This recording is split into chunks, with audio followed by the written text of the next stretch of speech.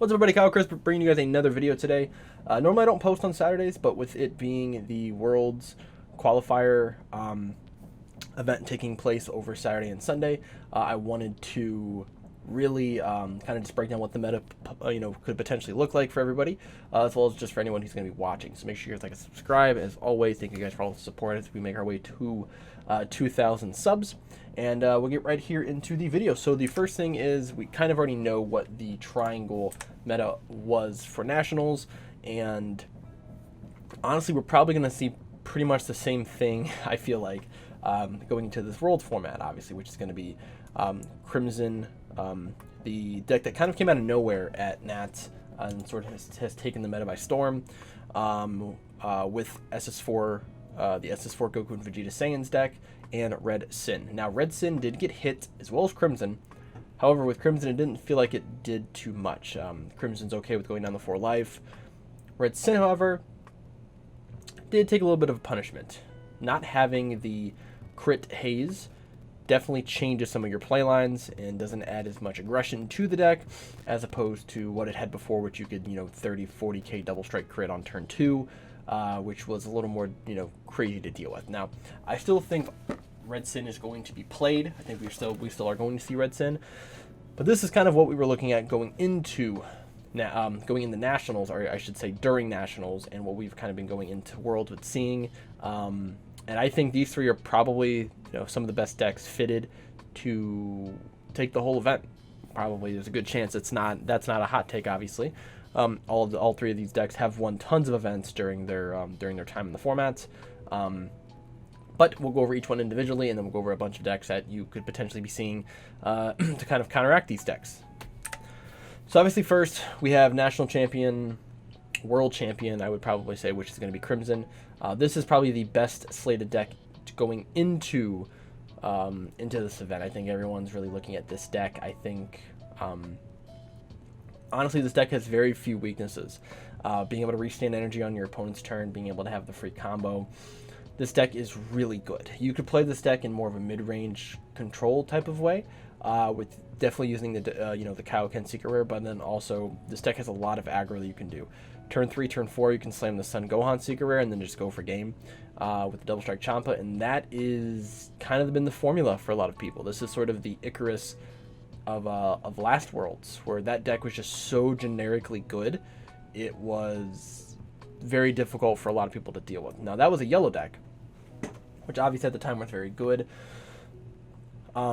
With blue having all the restand capabilities, this deck is going to be the deck to beat for the weekend. And then Piccolo the Infiltrator, this is just a really strong blue card. It's probably the best blue card in the game outside of the Secret Rare. Being able to play this for 2, having a dual attacker for 20k for 2 energy is very powerful. You can also use it to play out a Pan, which then draws you a card. Like, there's a lot of value in this card, and with all the other generically good blue cards in this deck, it becomes very difficult for people to deal with. So it's going to be interesting to see what the actual ratio is of people who are on Crimson going into this event. Next is going to be the SS4 Saiyans deck. This deck has some of the most draw power I've ever seen in a red deck. Maybe actually in the game, but just as a red deck in general, this deck draws through the roof. Builds Z energy like it's nothing, and which definitely facilitates. It's probably the best deck to play Rush Attack Vegeta in.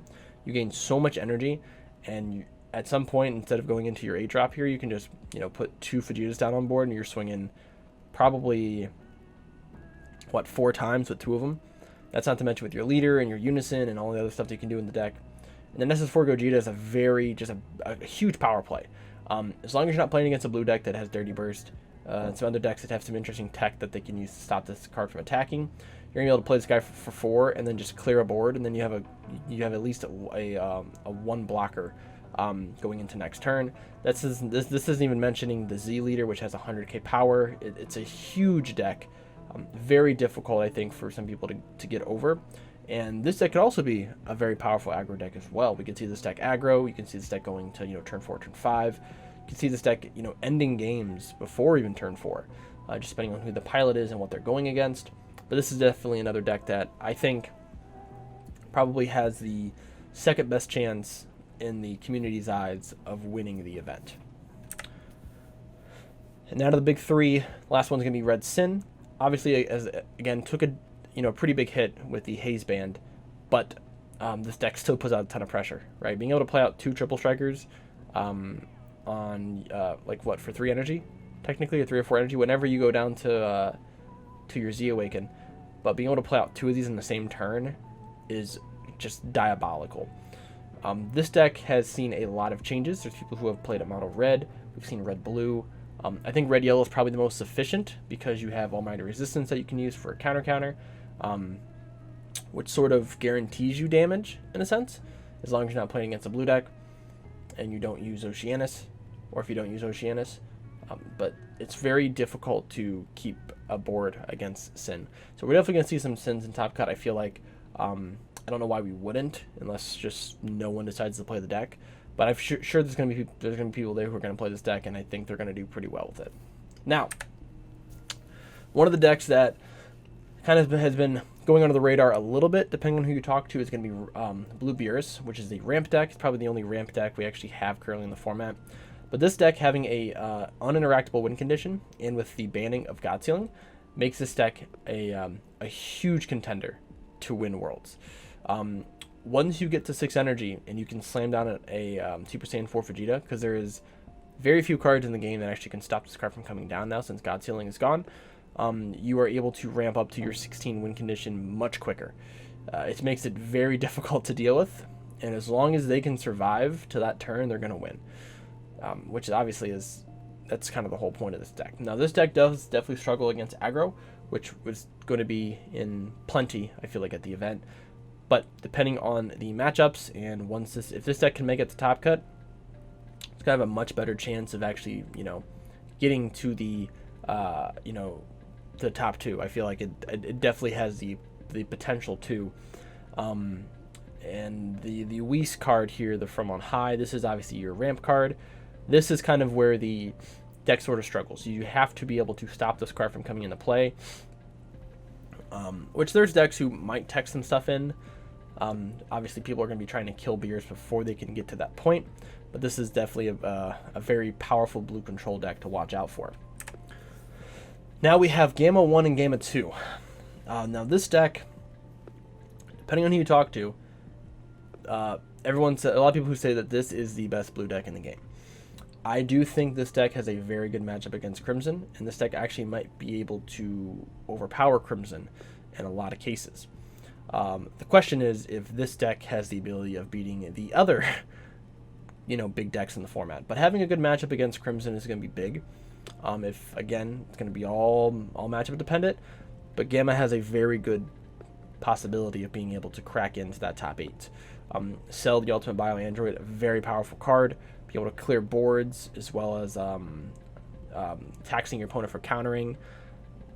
You have a ton of abilities to play cards from your energy, as well as having a very powerful Floodgate, which now has technically 3 Floodgates. You have the Android 17 promo. You have the Sun Gohan superhero card, as well as your Android Floodgate as well. And then it does have a very powerful Unison. Now the problem is with this Unison is that it's definitely a good target to get black smoked, which is probably going to happen in most of these matchups. So this Unison might not see as much play. You might see people switching to Baby, or just letting your opponent warp this and then just relying on other things. But Gamma is going to be something to watch out for. I could easily see Gamma being the most represented blue deck at this tournament. We'll find out obviously tomorrow, but or I guess today, the recording of this video. But I think this deck is going to do very well. If Gamma's not the if Crimson is not the deck who wins, this is probably my pick for best blue deck. Who has the highest chance of topping or getting the highest placing would be Gamma 1 and Gamma 2. Now, green is a color that does not have a lot of representation right now. Honestly, green's just not very good. Green's an okay color. Green just struggles against red really bad, and red's really popular still, so green kind of sits on the back burner. However, Cooler is by far, I think, the best green deck we have going into Worlds. Unisons, there's not a lot of counterplays for Unisons. You have 2 different charismatic villains in the deck. You have a board wipe, and you have Cell Max, which you can have some crazy turns. This combination here with Golden Frieza and Cell Max, you can really just, reduce the resources that your opponent has in hand, not even by hand controlling them, just by being able to almost kill them straight out, with having either a 30k triple strike Unison or a 40k quad strike on your secret rare. It's a very, very powerful deck. This is something that people should be hopefully teching for, and we could see Cooler at least have a good showing. I don't think this deck's going to win Worlds. I don't think this deck's even going to break top 8. But this deck can definitely have a showing, and again, just depending on the matchups, we could see it in Top Cut. Like I said, I don't think we will, but it's just all based on the matchups. Now we get to Black, which Black has seen a resurgence due to 2 particular things. One, the Evil Saiyan secret rare, which is by far top 2 secret rare right now in the game. This thing is absolutely ridiculous. Second thing being the Dash Pack support, which really supported Supreme Kai into being the most known Black deck right now in the meta. This deck is very, very aggro. Using the Demigra Unison, you can put out 2 Overwhelms a turn, not to mention the Go 10 Dash Pack, not to mention Thwarting. That's all for 2 energy, right? You can really put on some crazy pressure, and then being able to keep your cards on board with the Supreme Kai effect, which also can be negated if you use the new Pan Zeno Dash Pack card, which allows you to ramp a life, meaning you don't lose anything for keeping your cards on board. Now you have a bunch of 30Ks on board, 25Ks on board, and seeing that turn 2, turn 3 for most decks is very difficult to deal with. Deck has a decent amount of defense, not too much, but you're going to be able to put on so much pressure that once you slam the Evil Saiyan, you'll be able to take them down from either 3 to 2, 2 to 1, and then just swing for game. And it's generally curtains from there. So this is a deck that we can definitely see. I can see this deck more than likely being in top 8. This deck potentially could win the event. It has the ability of aggroing, I think, almost every deck down that I've already shown before they can set up. Crimson is definitely the one where I think would have the most ability to stabilize against Supreme Kai. So again, just depends on how many Crimsons we see in the at the event. Now the other Black deck is going to be SS Force and Goku. This is a deck that has not seen as much popularity in the US. However, this deck is very good as well.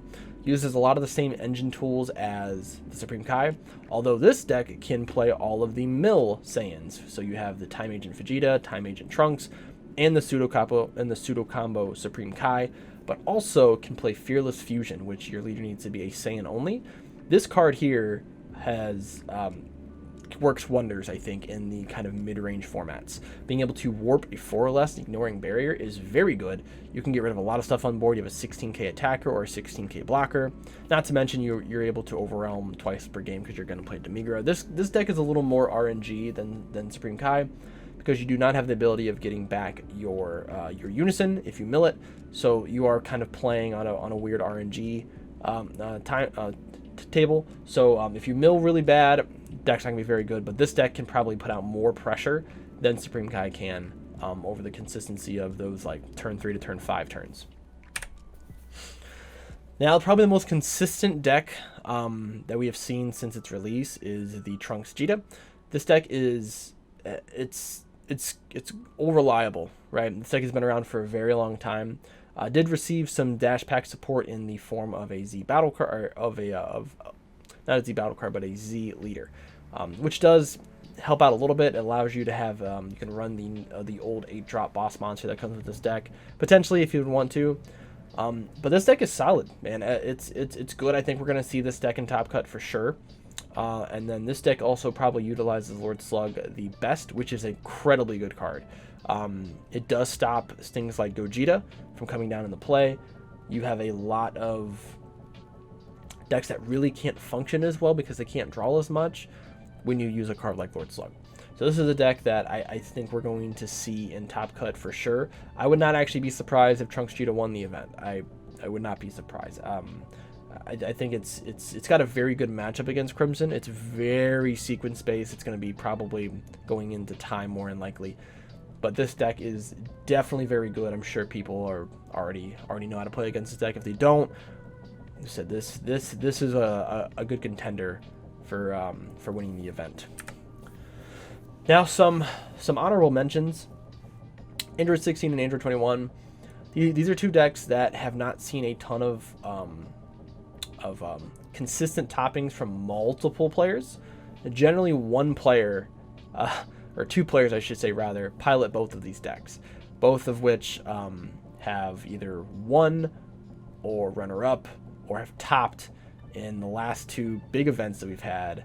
I mean, Android 16 was at Worlds last year, right? So we can definitely see both of these decks doing well.